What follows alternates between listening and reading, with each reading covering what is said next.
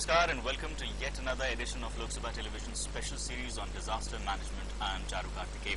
In this edition we will be talking about India's disaster response preparedness. आज के अंक में हम बात करेंगे कि जब प्राकृतिक आपदाएं इस तरह की आती हैं तो आपदाओं का सामना करने के लिए किस तरह का स्ट्रक्चर हमारे पास मौजूद है हमारे देश भर में, अलग अलग प्रांतों में भी और राष्ट्रीय स्तर पर भी विस्तार में जानने की कोशिश करेंगे। किस तरह का आपदाएं जब आती हैं तो आपदाओं का सामना करने के लिए किस तरह का स्ट्रक्चर हमारे देश में मौजूद है। आज के अंक में इन्हीं तमाम चीजों पर बात।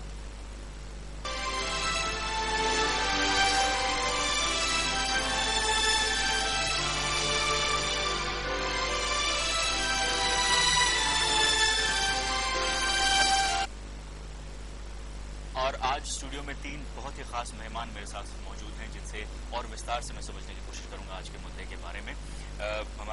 मेरे बाईं तरफ बैठे हैं श्री के एम सिंह। आप मेंबर हैं नेशनल डिजास्टर मैनेजमेंट अथॉरिटी के। आप आईपीएस में बहुत लंबे समय तक आपने काम किया और सेंट्रल इंडस्ट्रियल सिक्योरिटी फोर्स के आप डायरेक्टर जनरल भी रहे हैं। श्री के एम सिंह, आपका बहुत बहुत स्वागत है आज के कार्यक्रम में। उनका साथ देंगे Shri PP Srivastava, senior IAS हैं और नॉर्थ ईस्टर्न काउंसिल के आप मेंबर हैं। आपसे हम जानने की कोशिश करेंगे कि खासकर पूर्वोत्तर इलाकों में किस तरह का स्ट्रक्चर है, किस तरह के सुविधाएं मौजूद हैं जहां तक हम आपदा प्रबंधन की बात करते हैं। प्रोफेसर श्रीवास्तव जी, आपका भी बहुत बहुत स्वागत है। उनका साथ देंगे प्रोफेसर संतोष कुमार। आप प्रोफेसर हैं पॉलिसी प्लानिंग डिवीजन में national institute of disaster management, अपने आप में बड़ी ही यूनिक संस्था जहां पर रिसर्च होती है, जहां पर और जानने की कोशिश की जा सकती है कि किस तरह से डिजास्टर मैनेजमेंट आपदा प्रबंधन को और बेहतर बनाया जा सकता है। प्रोफेसर कुमार, आपका भी बहुत बहुत स्वागत है आज के विशेष कार्यक्रम में। मैं शुरुआत आपसे करूंगा के एम सिंह साहब, आपसे जानने की कोशिश करूंगा कि किस तरह का है हमारे यहाँ डिजास्टर, जब हम डिजास्टर रिस्पांस की बात करते हैं, आपदाएं जब आती हैं तो उनका सामना करने के लिए किस तरह की हुआ करती थी पहले व्यवस्था और अब किस तरह की है। 2005 तक हमारे यहाँ आपदा में चाहे राहत या बचाव के लिए जी कोई एक स्पेशलाइज एजेंसी नहीं थी जी, लेकिन उस दरमियान 1999 में उड़ीसा सुपर साइक्लोन हुआ, 2001 में गुजरात अर्थक्वेक हुआ, 2004 में सुनामी हुआ।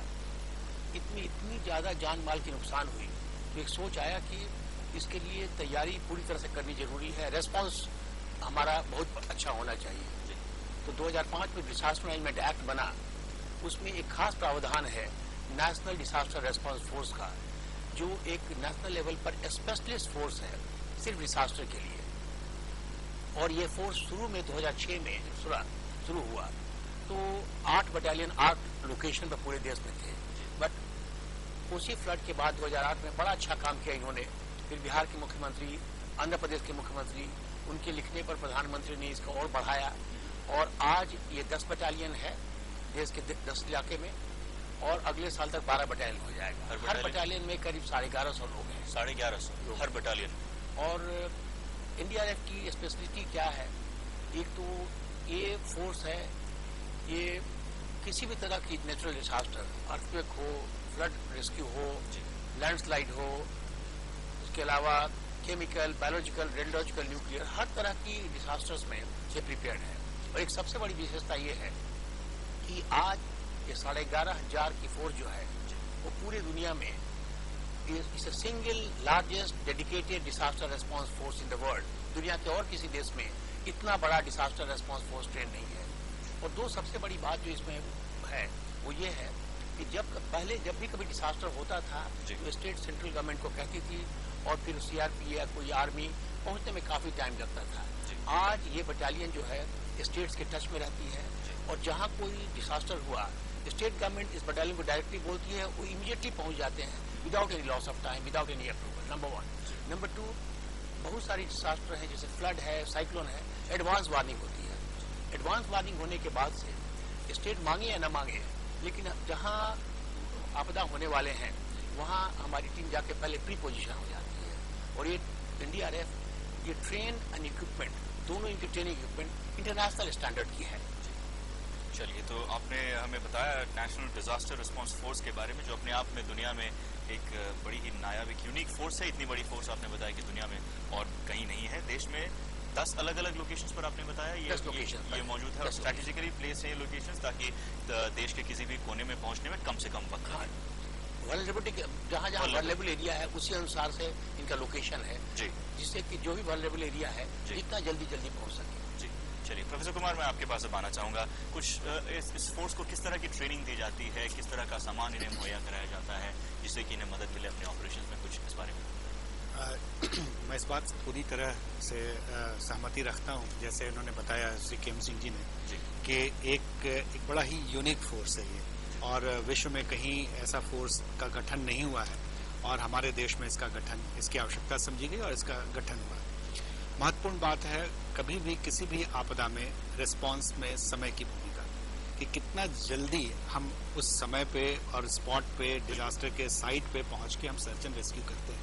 पूरी दुनिया में इसका अध्ययन हुआ है और इस अध्ययन के आधार पर यह दिया गया है कि 24 घंटे और उसके बाद फिर अलग 24 घंटे, मतलब 48 घंटे, फर्स्ट 24 आवर्स में आप 60% आपका जो जान माल के नुकसान को आप बचा सकते हैं अगर आप रिस्पॉन्ड करते हैं तो, और नेक्स्ट 24 आवर्स में आपके और जो बचे हैं करीब 15 से 20% और एडिशन कर सकते हैं। मीनिंग देयर बाय पहले 24 घंटे, पहला 24 घंटा और फिर 24 घंटा, मतलब पहले 48 घंटे हमारे लिए बहुत क्रूशियल है। और इसको अंदाज में रखते हुए, ध्यान में रखते हुए इस फोर्स की पूरी प्रशिक्षण की प्रक्रिया शुरू हुई कि हमें रिस्पॉन्स करना है कि किस तरह से हम कर सकते हैं और ये इसको कितना घटा सकते हैं 48 आवर्स को 24 आवर्स में और 24 आवर्स के पहले। जो इसकी जो पूरी प्रशिक्षण प्रक्रिया है एक टॉप क्लास इंटरनेशनल स्टैंडर्ड की प्रक्रिया है, जिसमें हम बात करते हैं इनसराग जो एक इंटरनेशनल स्टैंडर्ड है, यूनाइटेड नेशंस की एक ओछा है जो अंतर्देशीय जब आपदाएं आती हैं तो उसमें यूनाइटेड नेशंस का एक फोर्स है, वहां पे यूएस एड से संबंधित जहां उनकी प्रशिक्षण होते हैं यूएस एड के, तो स्विट्जरलैंड का जो स्विस एजेंसी है उनकी संस्थाओं में best of the training institutions में इनको प्रशिक्षण दिया गया। और बेस्ट ऑफ द इंस्टीट्यूशन के साथ साथ best of the type of training देगा कि कहाँ कौन से संस्थानों में और किस तरह के प्रशिक्षण दिए जा रहे हैं, जिसमें महत्वपूर्ण जिसको मैं हाईलाइट करना चाहूंगा कि अगर सर्च एंड रेस्क्यू ऑपरेशन उसमें बहुत अहम भूमिका रहती है। और सर्च एंड रेस्क्यू उस टाइम में पहली तो बात है कि आप रिस्पॉन्ड करते हैं और रिस्पॉन्स के बाद आपकी दक्षता क्या है और उस दक्षता के आधार पर कितना जल्दी आप वहां पे अपने आप को डिप्लॉय करके पूरे कौशल के साथ आप उसका क्रियान्वयन करते हैं। और इस संदर्भ में जो प्रशिक्षण हुई उसमें सर्च एंड रेस्क्यू, क्योंकि हमारे यहाँ डेब्रीज इस तरह के होते हैं जो हमारे यहाँ के जो स्ट्रक्चर है बने हुए हैं, बिल्डिंग भवनों का निर्माण हुआ है, उसमें डिफरेंट टाइप के कोलैप्स स्ट्रक्चर होते हैं और उसमें डेब्रीज के अंदर जाना और अंदर देखना कि व्यक्ति जीवित है अथवा नहीं है, क्योंकि अमूमन क्या होता है कि जब एक रैंडम ऐसे ही करते हैं search and rescue without professional approach के, तो उसमें महत्वपूर्ण भूमिका होती है आइडेंटिफिकेशन ऑफ डेड बॉडी,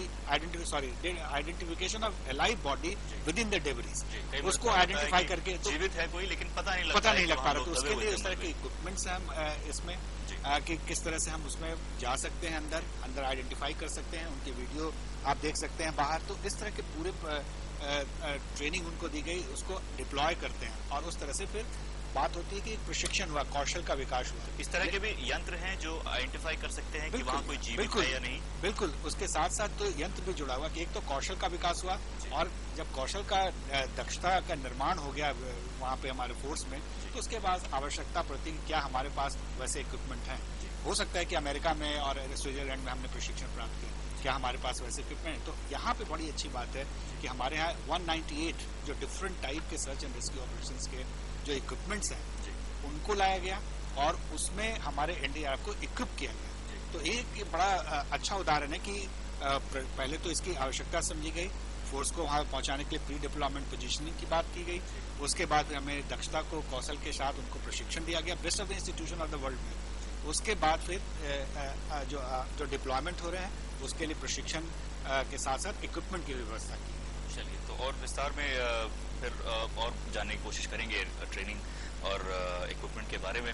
फिलहाल श्रीवास्तव जी, मैं आपके पास आना चाहूंगा, आपसे जानने की कोशिश करूंगा पूर्वोत्तर राज्यों में किस तरह का काम है हमारे एनडीआरएफ का।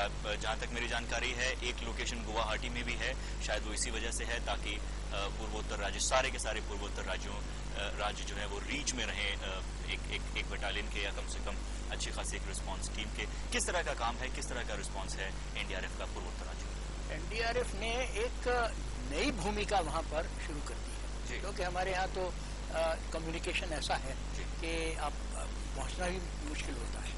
तो हम और मेरे इनसे केएम सिंह साहब से यही प्रार्थना एनडीएमए से रहती है कि भाई खाली एक बटालियन एक गुवाहाटी में रखने से हमारा मिजोरम और त्रिपुरा ये तो बहुत दूर रह जाते हैं, बाकी भी अरुणाचल पूरा फैला हुआ है, तो और चाहिए। लेकिन ये छोड़िए, हमने शुरू में खाली कहने से समझ में नहीं आता है, करके दिखाने के वो प्रयास किया और आपके सहायता से हम लोगों ने अरुणाचल में किया, शिलोंग से शुरू किया और वहां भी लेडी कीन कॉलेज में, एक गर्ल्स कॉलेज में ये डिमॉन्स्ट्रेशन किया। मुख्यमंत्री बिल्कुल साथ रहे हमेशा ही और वहां पर बताया उन्हें और फिर लाइव डिमॉन्स्ट्रेशन किया।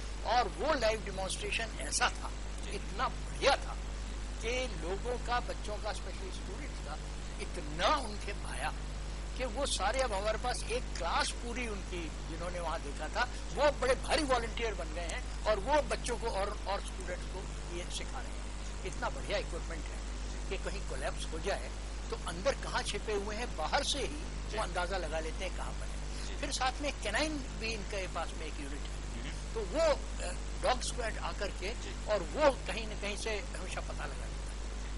और इस वजह से आग हो या अर्थक्वेक हो या कुछ भी हो, इसमें बहुत ही बढ़िया काम है। एक चीज इन्होंने और बहुत बढ़िया की, वो ये कि जो वहाँ गाँव में जो कि फ्लड प्रोन है हमेशा, वहाँ पर अपना सामान और अपनी जान को बचाने के लिए उन्हीं के घरों में जो इक्विपमेंट होता है उसको मॉडिफाई किस तरह करके एक फ्लोट बनाना के लिए बहुत होते हैं, बनाना स्टेम काट करके अपने खाट में चारों तरफ बांध करके वो फ्लोट बनते हैं। और इस 2010 में भी बड़ी भारी बारिश आई थी और अब की तो बहुत ही ज्यादा भयंकर आई, उसमें भी बहुत सारे लोग इस ट्रेनिंग की वजह से अपना सामान भी बचा लिया। तो ना सारी चीज बड़ा इम्पैक्ट, एक बड़ा रेवोल्यूशनरी इम्पैक्ट किया। तो ना सिर्फ डिजास्टर फोर्स ही एक्टिव रहती है बल्कि ट्रेनिंग भी इस तरह से, कम्युनिटी की भी ट्रेनिंग इस तरह से हो रही है कि लोग खुद अपने आप भी अपनी मदद करने में सक्षम हो पा रहे हैं। इसके दो ऑब्जेक्टिव होते हैं, एक तो एनडीआरएफ की यूनिट को भी एरिया से फेमिलराइज होना, एरिया के बारे में जानना। वहां जाते हैं और खाली देखते नहीं, वहां एक ट्रेनिंग क्लास कंडक्ट करते हैं लोकल, तो एक भाईचारा बनता है। वैसे आपको मालूम होगा ना, नॉर्मली एक आम आदमी अगर कोई पुलिस का फोर्स आ जाए तो एक सहम सा जाता है, लेकिन ये आते हैं तो इनका तो ऐसा स्वागत करते हैं जैसे कि अब जब इनको एक दो सीजन में देख लिया जान बचाते थे, ऐसा स्वागत करते हैं जैसे कोई घर का ही आ गया है। चलिए, तो बहुत खूबसूरत बात आपने बताई हमें नेशनल डिजास्टर रिलीफ फोर्स के बारे में। बड़ी ही नायाब, जैसा कि हम अभी तक बात करते आ रहे हैं, बहुत ही यूनिक फोर्स है। दुनिया में और भी कहीं इतनी बड़ी फोर्स डिजास्टर रिस्पांस के लिए नहीं है। लगभग 11,500 की तादाद की फोर्स है। भारत में 10 बटालियंस हैं इसकी और भारत के अलग अलग प्रांतों में है। सेंट्रल आर्म पैरामिलिट्री फोर्सेस से ड्रॉ की जाती है ये फोर्स, लेकिन इनका ऑब्जेक्टिव ये डेडिकेटेड रहती हैं आपदा प्रबंधन के लिए, इन्हें और किसी ऑपरेशन में बुलाया नहीं जाता। फिलहाल वक्त है एक बहुत छोटे से ब्रेक का, जब वापस आएंगे तो जानने की कोशिश करेंगे कि क्या क्या जब से ये नेशनल डिजास्टर रिलीफ फोर्स बनी है तब से कौन कौन से ऐसे बड़ी आपदाएं आई हैं जहां पर बहुत ही अच्छा इनका रोल रहा है, जहां पर इनका प्रदर्शन बहुत अच्छा रहा है। कई जगह इन्होंने कई जानें बचाई हैं और किस तरह का डिजास्टर इनका रिस्पांस टाइम भी रहा है।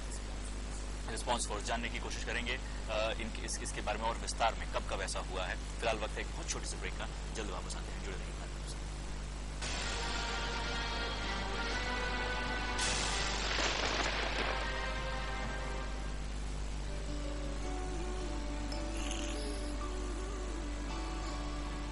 सोचती हूँ कभी कभी, कब तक रहेंगी ये खुशियाँ बनी। अगले बच्चे से पहले रखेंगे 3 साल का फासला, ताकि मुन्ने की हो सही देखरेख और तुम दोनों रहो सेहतमंद। महिलाओं के लिए सबसे असरदार लंबे समय वाले गर्भ निरोधक उपायों में से एक है आयुसीडी। इसे आप डिलीवरी के तुरंत बाद या फिर बाद में कभी भी अपना सकते हैं। पापा, ये चींटी खाना कैसे चबाती है? पापा,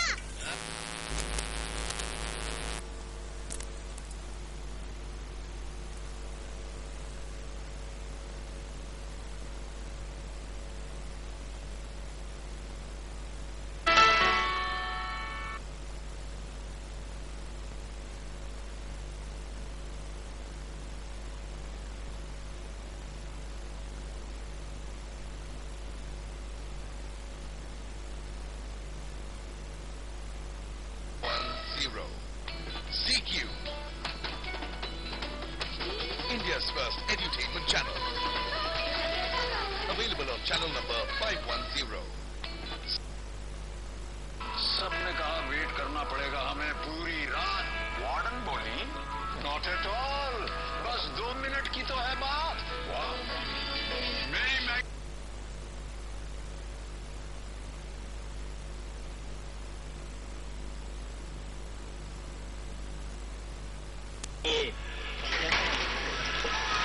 तो हमारे नेता एसी से निकलते नहीं, लेकिन ये क्या सिर्फ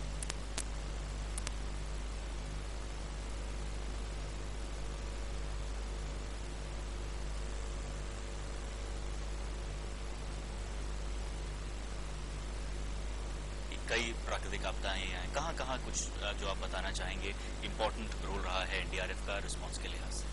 पिछले 6 सालों में जब से ये फोर्स बनी है, धीरे धीरे इसका डिमांड स्टेट्स में बढ़ते चला जा रहा है और अब तक करीब 148 टाइम्स स्टेट्स ने इसको रिक्वेशन किया है और इस 148 ऑपरेशंस में 2,66,000 लोगों को इन्होंने रेस्क्यू किया है, जो अपने में काफी बड़ा नंबर है।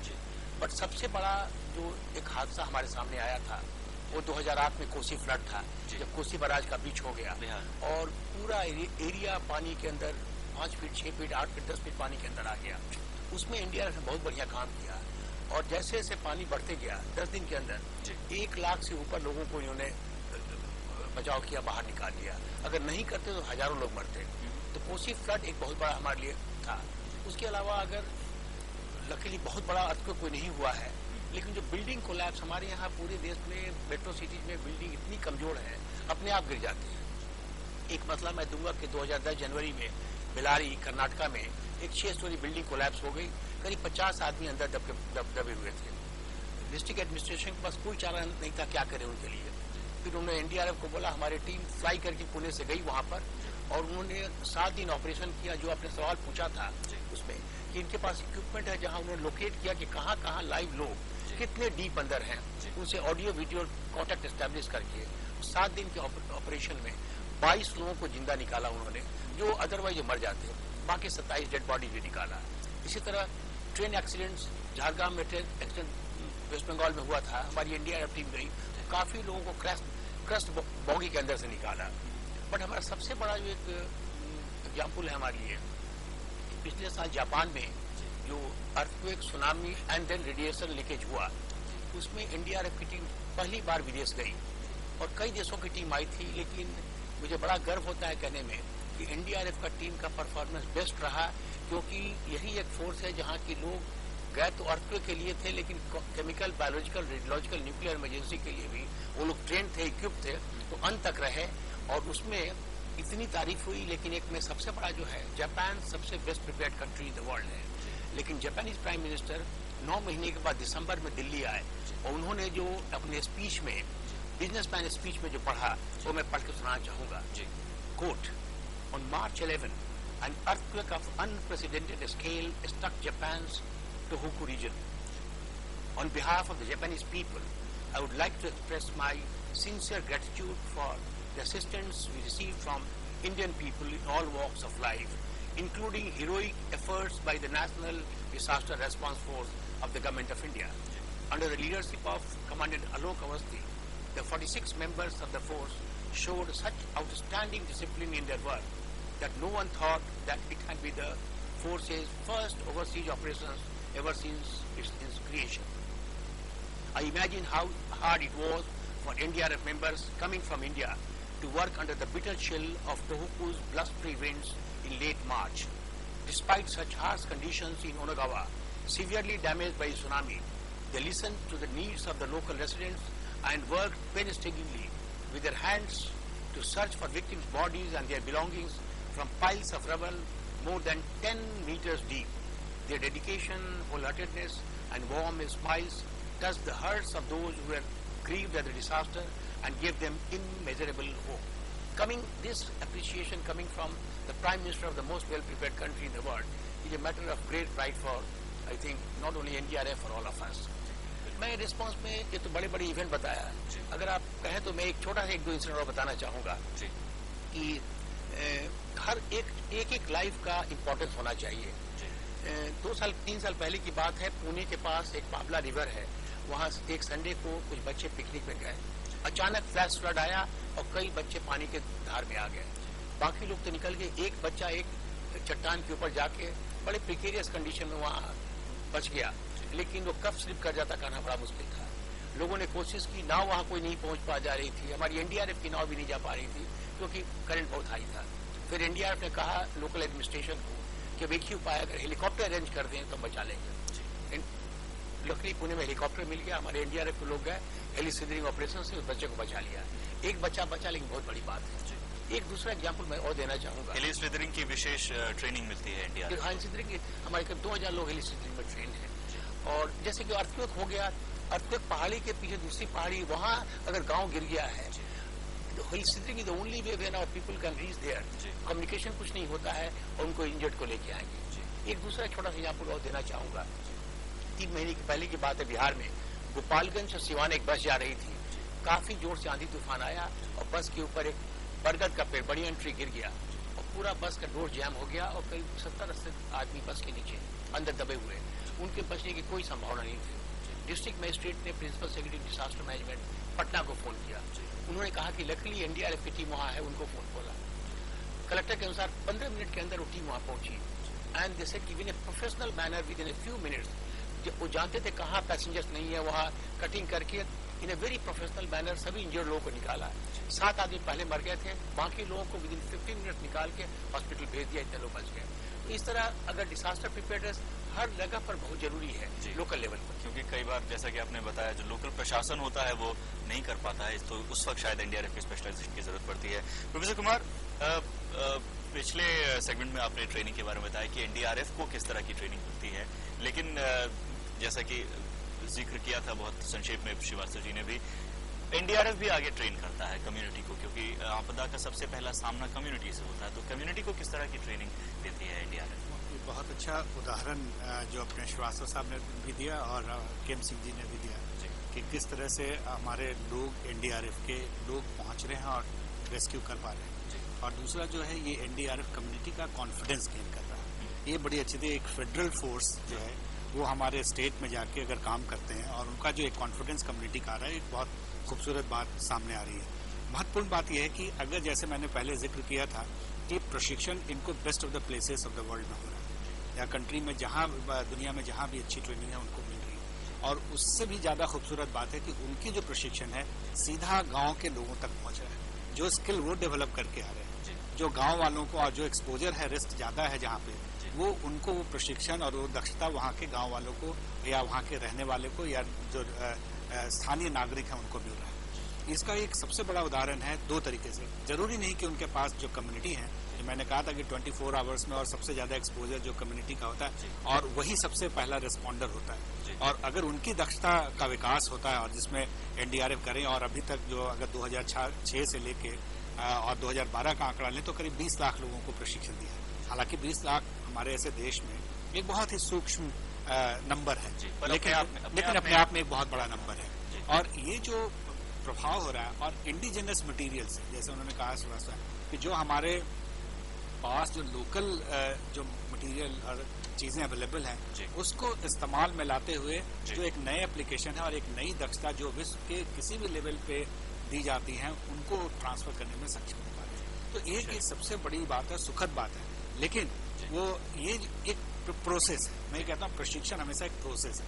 अगर हम देखेंगे कि एक दूसरे दिन पूरे चेंज रेनेसा नहीं होगा, समय लगेगा, लेकिन एक प्रक्रिया है, रिपल इफेक्ट है, शुरू हुआ है, कामयाबी है। प्रोफेसर श्रीवास्तव जी, समय मेरे पास बहुत कम रह गया, संक्षेप में जानना चाहूंगा कुछ और एनडीआरएफ के बारे में पूर्वोत्तर में आप बताना चाहेंगे, किस तरह की कम्युनिटी बिल्डिंग होती है, कैपेसिटी बिल्डिंग?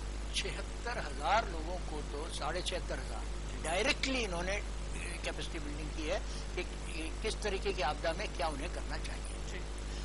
40,000 लोगों को तो एक्चुअली रेस्क्यू किया है हमारे नॉर्थ ईस्ट में, क्योंकि हर साल हमारे यहाँ तो आपदा आती है। 2-3 इंसिडेंट मैं आपको बताना चाहता हूँ जिससे कि मालूम पड़ेगा किस इनोवेटिव वे में इन्होंने किया। एक हमारे अमरपुर में, जो कि तिनसुकिया डिस्ट्रिक्ट का है, जब फ्लड एकदम आपके पास, संक्षेप में कोशिश कीजिएगा क्यों बताने की, क्योंकि वक्त बहुत कम रह गया है। जी। तो उसमें कुछ लोग गांव के छत पर एक घाट पर, वही जो बैम्बू का केले के पत्तों को डाल करके घाट में बहे जा रहे थे। उनको एक हमारे इंस्पेक्टर रंजन और एक कांस्टेबल मिथिलेश, इन दोनों ने जंप करके उसको पकड़ करके और उन्हें रेस्क्यू किया, वरना वो तो खत्म थे। दूसरा, एक शोणितपुर में सबसे ज्यादा फ्लड का इफेक्ट शोणितपुर डिस्ट्रिक्ट में, वहां पर भी एक घर के ऊपर छत पे सारे लोग, एक पूरा गांव छत के ऊपर ही एक मकान के आ गया था और इन लोगों के जाके रात हो गई थी, जबकि कोई लाइट नहीं है और कोई रास्ता नहीं। उसमें भी इन लोगों ने जा करके और उसे इस तरह से वहां पहुंच करके रस्सी बांध करके उन सबको उतारा। रस्सी टूट गई, वो छत का वो टुकड़ा ही टूट गया, उसके साथ एक बुजुर्ग और एक बच्चा, ये बह गए। उनको बहते लोगों को पीछे हमारे एक इंस्पेक्टर पाशा थे और एक सब इंस्पेक्टर रमाना, और ये लोग जा करके इन्होंने टूट करके उन दोनों को भी बचाया। डिप्टी कमिश्नर तपस रंजन शर्मा ने इनके लिए अवार्ड देने के लिए भी सिफारिश, और ये दोनों इंसिडेंट में बता रहा हूँ जो डिप्टी कमिश्नर ने मुझे बताया। जी, तो ये कुल मिलाकर जो आपने बताया था कि इस तरह से ही विश्वास मिलता है, कम्युनिटी का लोग तो विश्वास हासिल करते हैं। जी सिंह साहब, बहुत संक्षेप में एक पहलू और रह गया है, स्टेट मैकेनिज्म किस तरह का है, स्टेट डिजास्टर रिस्पांस फोर्सेस भी हैं, बहुत संक्षेप में अगर आप बताएं। मैं कहना चाहूंगा कि जो हमारा नेशनल विजन है, नेशनल लेवल पर तो एनडीआरएफ है, हमने ये सोचा है कि स्टेट लेवल पर इसी पैटर्न पर स्टेट डिजास्टर रिस्पांस फोर्स होना चाहिए, और हम लोग सभी स्टेट्स को एडवोकेट कर रहे हैं कि आप बनाइए। और मुझे कहते खुशी होती है कि ग्रेजुअली एनडीआरएफ की का जो एफिशिएंसी है देखते हुए आज 14 स्टेट्स मान गए हैं, उनके लोगों को हम स्टेट डिजास्टर रिस्पांस फोर्स की ट्रेनिंग दे रहे हैं। दूसरा, ये तो हुआ स्टेट लेवल पर। डिस्ट्रिक्ट लेवल पर हमारा ये कहना है स्टेट्स को कि डिजास्टर में community the first responder, but उसके बाद से local police is the next first responder. तो लोकल पुलिस जो है, थाना पुलिस, उसको भी डिजास्टर रिस्पांस में search and rescue, medical first response का बेसिक नॉलेज होना चाहिए, और उसके लिए हम उनके इनिशियल ट्रेनिंग कोर्स में 1 हफ्ता कोर्स डाल रहे हैं, सो दैट उनके पास भी सुविधा हो। और लास्टली डिस्ट्रिक्ट लेवल पर सिविल डिफेंस को भी अब डिजास्टर मैनेजमेंट फ्रेमवर्क में हम लोग ला रहे हैं कि सिविल डिफेंस पूरे एक डिसेंट्रलाइज स्ट्रक्चर की बात की जा रही है, national force, state force, police और डिस्ट्रिक्ट पुलिस, और उसके बाद फिर सिविल डिफेंस पे भी। समय आज के अंत में इतना ही है, मुझे चर्चा को यहीं समाप्त करना पड़ेगा। हालांकि बहुत ही अच्छा चर्चा रही, बहुत कुछ आप लोगों से जानने को मिला। KM सिंह साहब, पीपी श्रीवास्तव साहब, प्रोफेसर संतोष कुमार, आप तीनों का बहुत बहुत धन्यवाद। That's all we have time for in this edition of this special series on disaster management. Do stay tuned to Lok Sabha Television. We'll be back in yet another episode of the same program, same time next week. Till then, stay tuned to Lok Sabha Television.